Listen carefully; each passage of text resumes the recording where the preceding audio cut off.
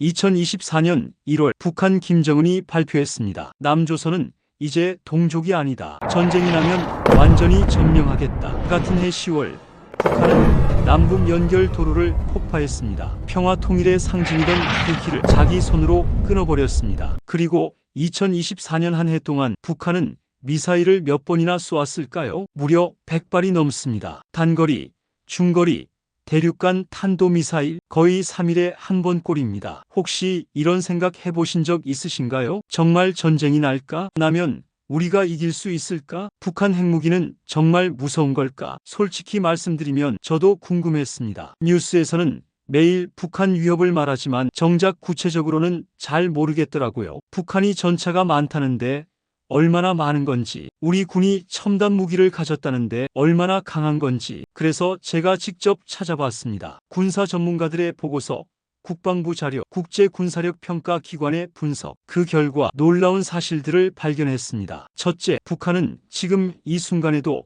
장사정포 6,000문을 서울 방향으로 겨냥하고 있습니다. 전쟁이 나면 1시간 안에 수만 발의 포탄이 서울에 떨어질 수 있습니다. 둘째, 북한 잠수함 70척이 한반도 연안 어딘가에 숨어 있습니다. 2010년 천안함을 침몰시킨 것도 그 작은 잠수함 한 척이었습니다. 셋째, 북한은 핵탄두를 약 50개 가지고 있습니다. 히로시마 원폭보다 몇 배는 더 강력한 핵폭탄이 50개입니다. 무섭죠? 저도 무서웠습니다. 그런데 여기서 끝이 아닙니다. 우리 쪽 이야기도 들어보셔야 합니다. 우리는 F-35 스텔스 전투기를 40대 운용하고 있습니다. 이 전투기는 북한 레이더에 잡히지 않습니다. 투명인간처럼 날아가서 적의 미사일 기지를 파괴할 수 있습니다. 우리는 세종대왕급 이지스함을 3척 가지고 있습니다. 배 한 척이 1000km 밖의 적을 동시에 수백 개 추적할 수 있습니다. 북한이 미사일을 쏘면 공중에서 요격합니다. 우리는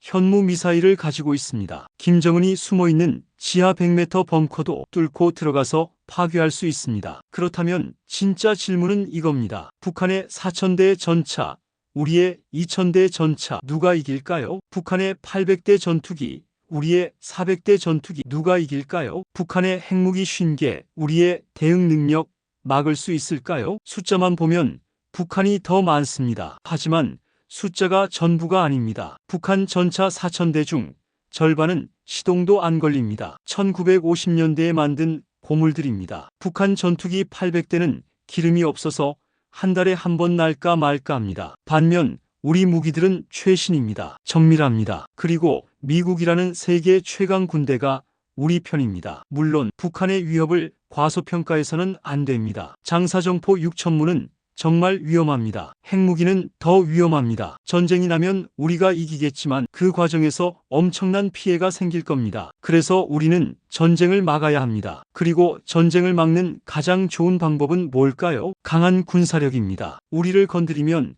큰일 난다는 걸 북한이 확실히 알게 만드는 겁니다. 오늘 이 시간 여러분께 정확한 숫자와 사실을 알려드리겠습니다. 북한은 무엇을 얼마나 가지고 있는지, 우리는 무엇으로 어떻게 대응하는지, 그 무기들이 실제로는 어떤 능력을 가졌는지, 이 방송을 다 들으시면 여러분은 이렇게 말할 수 있을 겁니다. 아, 그래서 전쟁이 안 나는구나. 아, 그래서 우리가 70년 넘게 평화를 지킬 수 있었구나. 제대로 알아야 제대로 대비할 수 있습니다. 제대로 알아야 불필요한 두려움에서 벗어날 수 있습니다. 자, 그럼 시작하겠습니다. 한반도의 진짜 군사 균형, 숫자 뒤에 숨겨진 전략 지금부터 낱낱이 밝혀드립니다. 청취자 여러분, 안녕하십니까? 오늘은 한국과 북한의 군사력을 단순히 어떤 장비가 있는지를 넘어 정확히 얼마나 많이 있고 그 무기들은 실제로 어떤 용도로 쓰이는지까지 숫자와 전략의 눈으로 자세히 들여다보겠습니다. 마치 두 거대한 군사 병원의 진단서를 나란히 놓고 비교하는 것처럼 말이죠. 전 세계 군사 전문가들이 한반도를 주목하는 이유, 그것은 단순한 대립이 아닙니다. 여기 완전히 다른 두 개의 전쟁 개념이 마주보고 있기 때문이죠. 대한민국과 북한의 육군을 병력, 장비전 차장갑 차포병 특수부대,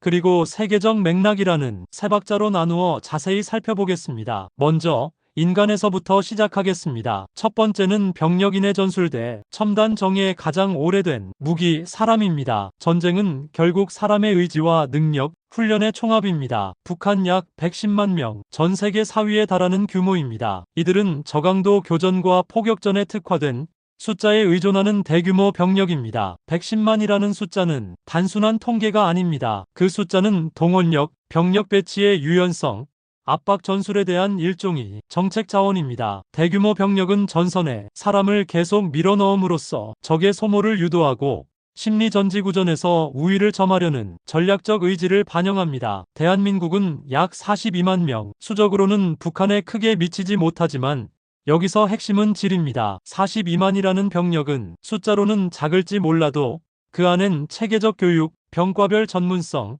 전장 네트워크와의 연동 능력이 들어있습니다. 인적 자원 자체를 정밀화해 한 명의 병사가 더 큰 효과를 내도록 만드는 것이 한국군의 전략입니다. 두 체계의 차이는 단지 많다 적다가 아닙니다. 대규모 병력은 전술적 전략적 선택지를 늘려주지만 동원 보급 의료 정비가 받쳐주지 못하면 결국 지속성이 떨어집니다. 반대로 소수 정예는 고도의 유지 관리, 지속적 훈련, 그리고 동맹과의 즉시적 연계가 성공의 열쇠가 됩니다. 전투의 효율성은 숫자의 산술합이 아니라 훈련 보급 지휘 연계라는 복합적 요소의 곱셈입니다. 북한은 양, 대한민국은 질, 이것이 한반도 첫 번째 축입니다. 두 번째, 전차, 철의 쓰나미대, 정밀의 망치 지상전의 심장, 전차입니다. 전차는 기동력과 화력, 방어력을 동시에 요구합니다. 북한 약 4천에서 6천 대 보유하고 있습니다. 구소련 설계의 전차들과 자체 개량형들이 주류를 이룹니다. 이 전차들은 숫자로 밀어붙이는 철의 쓰나미 역할을 합니다. 짧은 시간에 전선을 뚫고 대량 병력을 투입하는 전술에 적합하죠. 다만 사격 통제,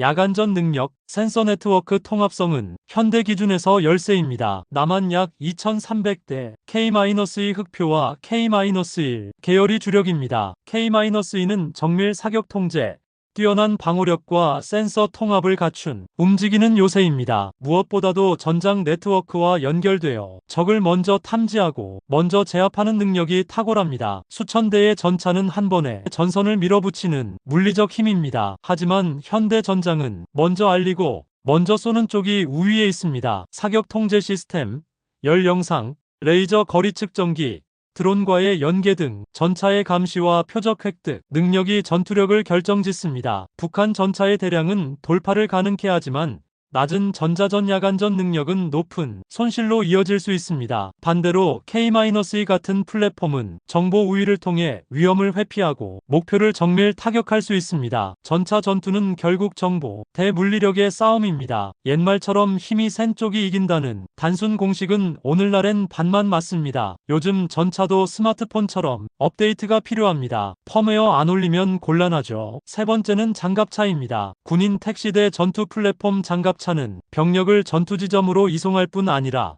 그곳에서 전투를 이어갈 능력도 요구됩니다. 북한 2만 대 이상으로 추정되는 대규모 장갑차 보유하고 있지만 그러나 많은 장갑차가 얇은 장갑과 기본적 이동성만 갖춘 군인 택시 타입입니다. 가능한 많은 병력을 전방으로 실어 나르는 역할에 특화되어 있죠. 대한민국은 약 3,000대 보유하고 있습니다. K-21 보병 전투장갑차 같은 플랫폼은 단순 수송을 넘어 전투를 수행합니다. 40mm 기관포, 대전차 미사일 등 자체 화력을 갖추고 보병과 함께 기동하며 교전 능력을 제공합니다. 장갑차의 진화는 전술적 변화를 반영합니다. 단순 이동에서 동시에 싸우는 이동으로 전환되었고 이는 병력 전개 후 즉시 전투 효율을 유지하게 합니다. 북한의 대규모 장갑차는 빠른 돌격과 대병력 전개를 가능케 하지만 개별 플랫폼의 생존성 화력 한계는 전투 중 취약점을 드러낼 수 있습니다. 한국의 소수 고성능 장갑차는 보병과의 합동전에서 더 많은 전술적 옵션을 제공합니다. 전장을 상상해 보십시오. 많은 수의 군인 택시가 일제히 몰려오면 심리적 압박은 큽니다. 반면 K-21 같은 차량이 보병과 연동되어 올라오면 서로 보완하는 힘이 나타납니다. 네 번째는 포병 초토화의 신대, 포병의 지휘관. 포병은 한반도에서 전투의 판도와 도시, 안전을 동시에 좌우합니다. 그 파급력은 이루 말할 수 없습니다. 북한은 장사정포 수천에서 수만 문과 다련장 로켓을 보유하고 있습니다. 특히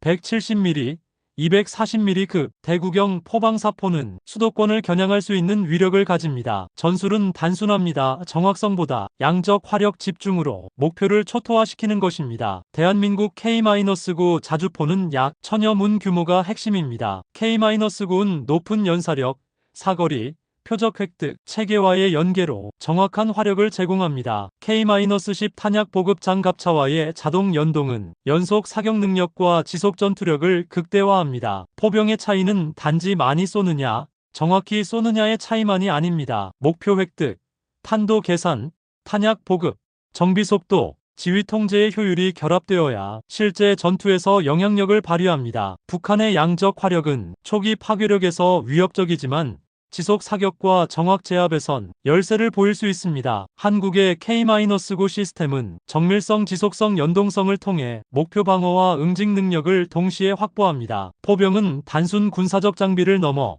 수도권 같은 인구 밀집 지역의 생존과 직결됩니다. 포병 전력의 구성은 곧 국민의 안전과도 연결됩니다. 5번째 특수부대, 그림자 군단대 강력한 응답자. 전쟁의 판도를 바꾸는 건 대규모 병력이 아닐 때가 많습니다. 때로는 소수의 결단이 모든 것을 바꿉니다. 북한 약 20만 명 수준으로 알려진 대규모 특수부대를 보유하고 전시의 후방 침투, 지휘체계 파괴, 주요 시설 요격 등 어둠의 위협을 수행합니다. 한국은 약 10,000명의 특수부대를 보유하고 있습니다. 국군 특수전사령 부특전사가 핵심입니다. 높은 훈련도, 정밀 장비, 신속 대응 능력으로 어둠을 제압하는 빛의 칼날 역할을 합니다. 전략적 표적 타격, 대침투 작전, 비정규전 대응 등 임무 범위가 넓습니다. 숫자의 우위가 반드시 결정을 내리는 건 아닙니다. 특수전은 정보, 은밀행동, 정밀 타격의 영역입니다. 북한의 특수전 규모는 위협적이나 대규모 유닛의 통제 지휘 보급 문제는 항상 존재합니다. 한국 특수전은 장비 연습 정보 공유를 통해 고부가 가치 임무를 수행합니다. 결국 특수부대는 전장이 엣지의 질을 제공하는 존재입니다. 숫자의 그림자냐, 숙련된 응답자냐, 그 교차점에서 승패가 갈립니다. 6번째는 세계적 맥락. 왜 국제사회가 주목하는가? 한반도의 군사적 대립은 지역적 사건을 넘어 세계의 관심을 끕니다. 이유는 분명합니다. 첫째, 서로 다른 전쟁 개념의 충돌입니다. 한쪽은 대량 병력과 광범위 포병으로 충격을 노리고 다른 쪽은 정밀 네트워크 동맹을 통해 효율으로 대응합니다. 이 충돌은 전쟁 양상 자체를 복합적으로 만듭니다. 둘째, 핵미사일이라는 전략적 변수가 존재합니다. 전통적 지상전력이 전략적 억제력과 결합될 때 단순한 지역전이 국제적 사건으로 비화할 위험이 커집니다. 셋째, 인접 강대국들의 이해관계입니다. 한반도에서의 어떤 군사적 변화도 주변 국가들의 안보 경제 외교에 즉각적인 파급을 일으킵니다. 요컨대 북한은 규모와 충격을 무기화하고 남한은 기술과 연합을 무기로 삼습니다. 이 둘이 동일 지형 위에서 맞붙는다는 사실이 바로 전 세계 전문가들이 한반도를 주시하는 이유입니다. 오늘 우리는 한반도의 육군을 세 박자로 나누어 보았습니다. 1. 병력, 2. 장비 전차 장갑차 포병 특수부대. 3. 세계적 맥락, 숫자와 기술이 맞붙는 이곳에서 승패는 단순한 산술이 아닙니다. 보급, 정비, 훈련, 지휘, 그리고 무엇보다도 동맹의 의지가 결과를 만듭니다. 국민의 안전과 국가의 운명은 전장만이 아니라 이러한 준비와 의지에서 비롯됩니다. 다음 회에서는 공군의 군미사일, 전력과 한미동맹의 실제적 역할까지 확장해 다루겠습니다. 시청해주셔서 감사합니다.